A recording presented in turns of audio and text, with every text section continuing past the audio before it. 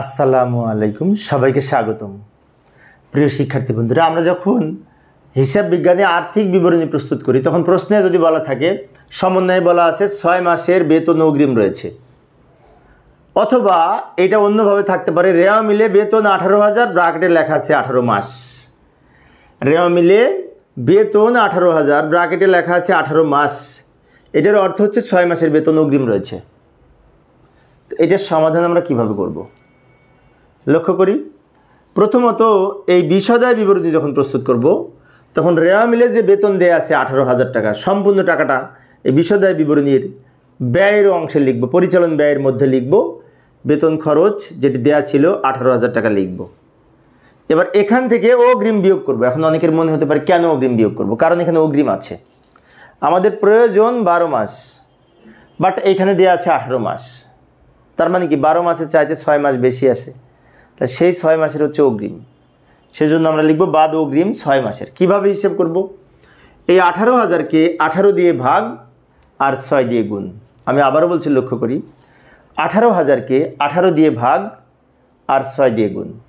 সেজন্য 18,000কে 18 দিয়ে ভাগ করে 1,000 টাকা হবে, তাকে 6 দিয়ে গুণ করলে 6,000 টাকা হবে, সেটা এখানে লিখব। 18,000-এর মধ্য হতে 6,000 টাকা বিয়োগ করে আমরা পাবো 12,000 টাকা।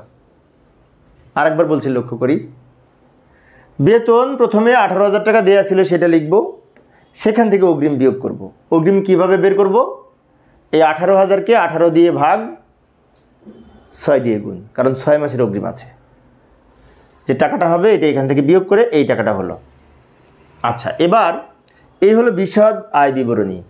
আর আমরা যখন আর্থিক অবস্থার বিবরণী প্রস্তুত করব, তো আর্থিক অবস্থার বিবরণীতে এই যে আমি ছক অঙ্কন করেছি, আর্থিক অবস্থার বিবরণীতে চলতি সম্পদ পাশে এই যে অগ্রিম বিয়োগ করেছিলাম 6,000 টাকা, এই 6,000 টাকা চলতি সম্পদ পাশে বসবে। এই 6,000 টাকা